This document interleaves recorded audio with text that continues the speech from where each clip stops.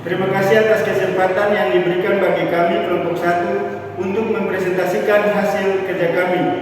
Di sini saya akan memperkenalkan nama kelompok kami.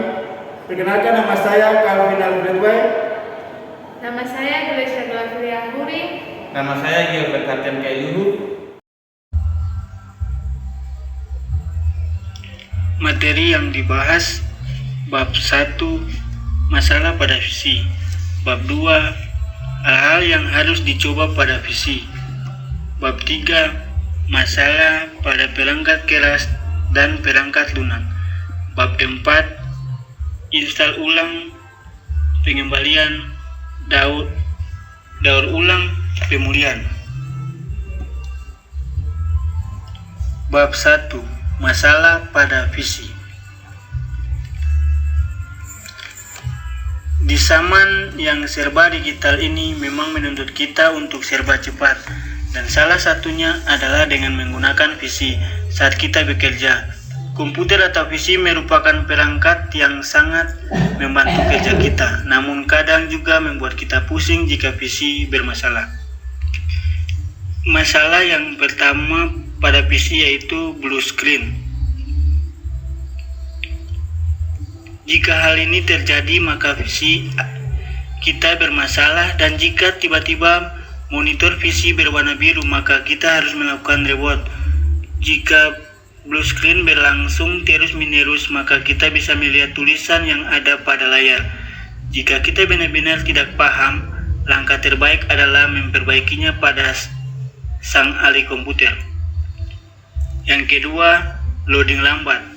Masalah lain yang sering terjadi pada visi adalah loading lambat, atau visi tiba-tiba berjalan sangat lambat. Jika hal ini terjadi, masalah mungkin bukan karena kerusakan pada komponen kita. Untuk mengatasi masalah ini, Anda bisa memantau terlebih dulu proses yang sedang berlangsung saat Anda bekerja. Apakah visi mampu menjalankan program yang berat atau tidak. Yang ketiga, file sharing hilang. File sharing hilang adalah salah satu masalah pada visi. Hal ini bisa dihindari dengan membackup file secara berkala.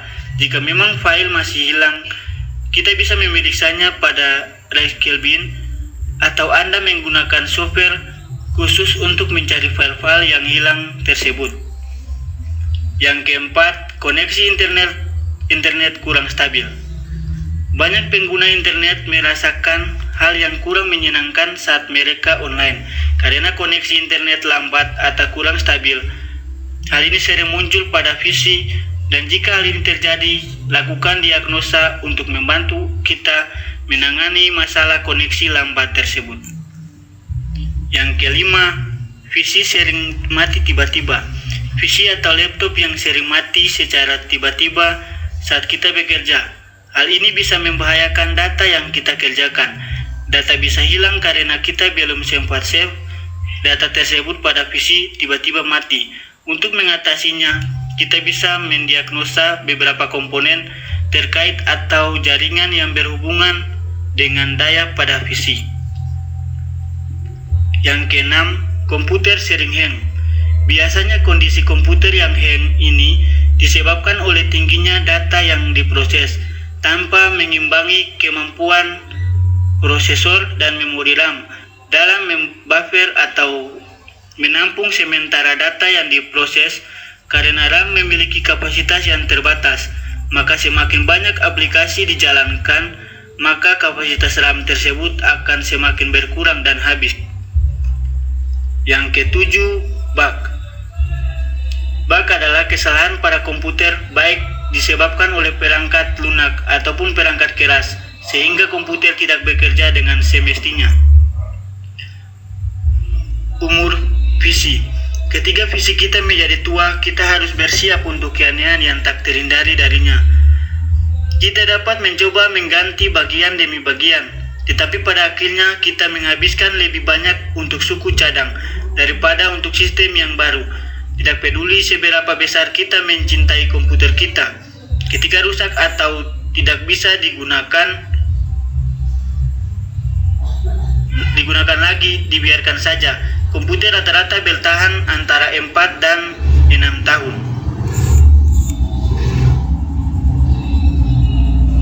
Bab 2. Hal-hal yang harus dicoba pada PC. Keyboard adalah sebuah perangkat keras pada komputer yang berfungsi sebagai alat untuk input data yang berupa huruf, angka, dan simbol. Menguji keyboard. Untuk melihat apakah keyboard merespon, tekan tombol caps lock. Jika keyboard hidup, lampu caps lock berkedip dan mati saat kita mengetuk tombol caps lock. Itu menunjukkan kepada kita bahwa keyboard itu hidup dan dapat digunakan. Control set. Fungsi control set adalah membatalkan perintah yang sebelumnya dikerjakan. Jika kita pernah merusak operasi file, misalnya memindahkan, menghapus, menyalin, mengganti nama, segera tekan kombinasi tombol undo atau control set. Itu membatalkan hampir semua operasi file yang dapat Anda bayangkan. Menggunakan keyboard di Windows saat mouse tidak berfungsi. Windows membutuhkan mouse. Jadi jika Anda tidak dapat membuat mouse Anda berfungsi, Anda harus mengandalkan papan tombol untuk menyelesaikan tugas apapun yang Anda bisa dan kemudian restart komputer. Beberapa kombinasi tombol praktis yang dapat Anda gunakan sebagai pengganti beberapa teknis mouse. Yang pertama, fungsi Ctrl S adalah menyimpan dokumen ketika save. 2. Fungsi Ctrl V4 adalah untuk menutup aplikasi yang terbuka yang sedang aktif pada Microsoft Windows. Fungsi Ctrl Delete adalah menghapus sebelah kanan kursor per kata. Fungsi ESC adalah membatalkan kontak dialog dan menutup beberapa jendela. Fungsi Enter adalah melakukan hal yang sama seperti menekan tombol OK atau default di kontak dialog. Fungsi Tab adalah bergerak di antara berbagai alat dalam kontak dialog.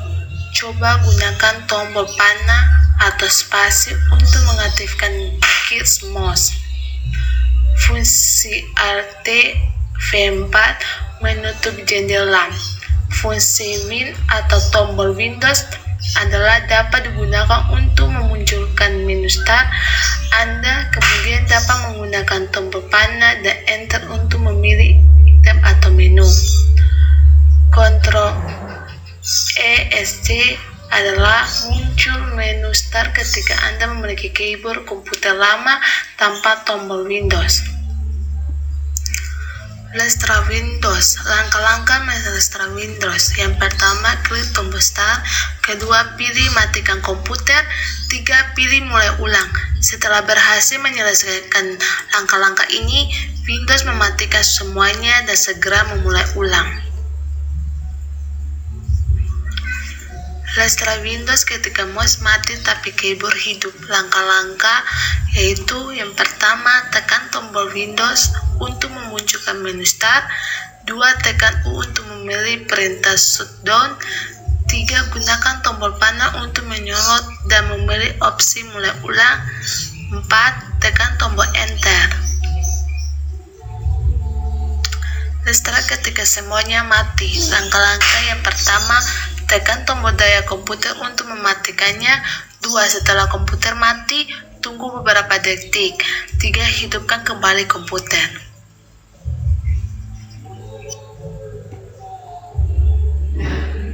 Bab 3. Masalah pada perangkat keras dan perangkat lunak. Contoh masalah pada perangkat keras. Yang pertama, CPU. CPU yang gagal dapat menyebabkan komputer kita tidak bisa boot sama sekali. Jika CPU terlalu panas, komputer kita mungkin layar biru ketika sedang di bawah beban, misalnya saat Anda memainkan game yang menuntut atau encoding video.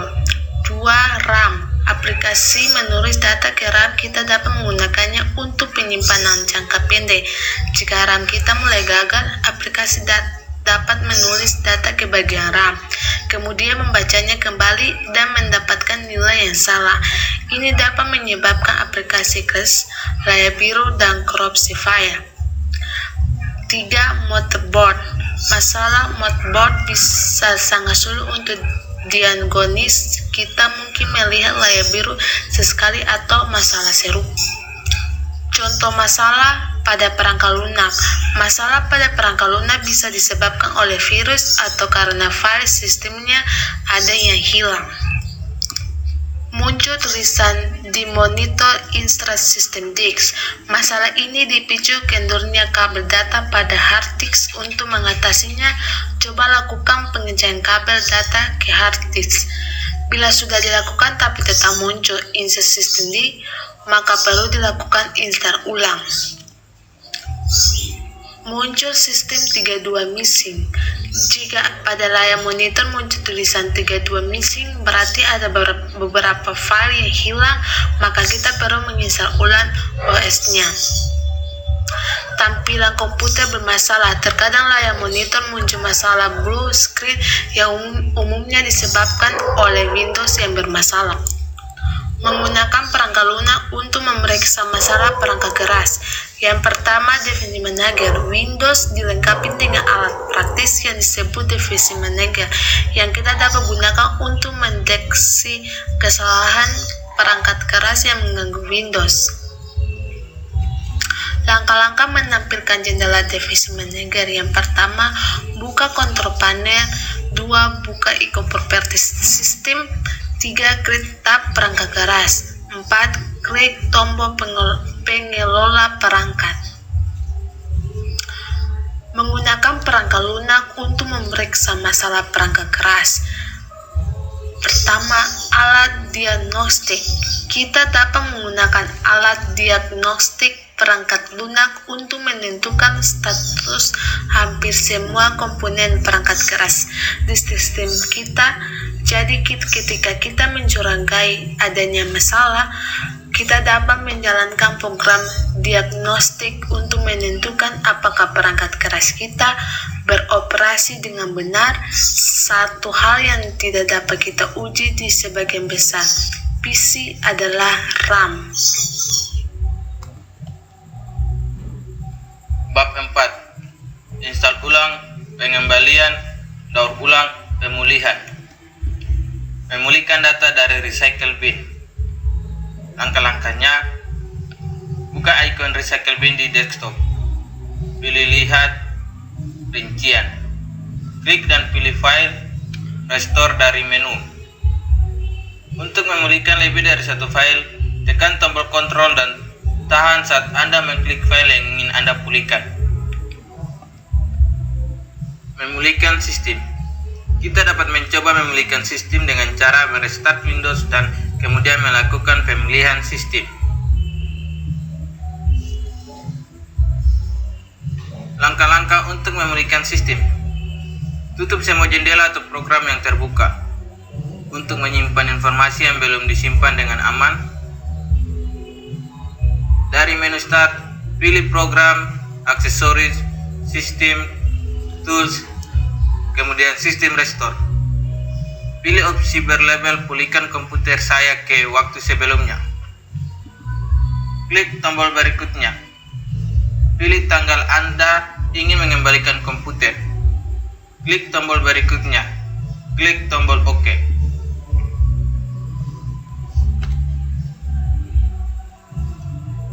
Memulihkan file dari cadangan. Langkah-langkahnya: jalankan program backup. Klik tombol mulai dan pilih program, aksesori alat, sistem, cadangan. Masuk ke mode pulihkan. Pilih media atau lokasi pencadangan. Pilih set cadangan. Telusuri untuk menemukan file atau folder yang ingin Anda pulihkan. Tinjau ringkasannya. Selesaikan operasi. Menginstal Windows. Langkah-langkahnya: hapus atau copot terlebih dahulu program yang telah diinstal. Di jendela program and features yang muncul, pilih atau sorot program yang ingin dihapus atau dicopot dan kemudian klik uninstall. Setelah proses penghapus atau mencopot program selesai, lakukan restart komputer. Pastikan bahwa program telah sepenuhnya dihapus atau dicopot dari komputer Windows. Kemudian install kembali program. Setelah instalasi program selesai, restart kembali komputer Anda dan kemudian coba untuk menjalankan program yang telah diinstal ulang.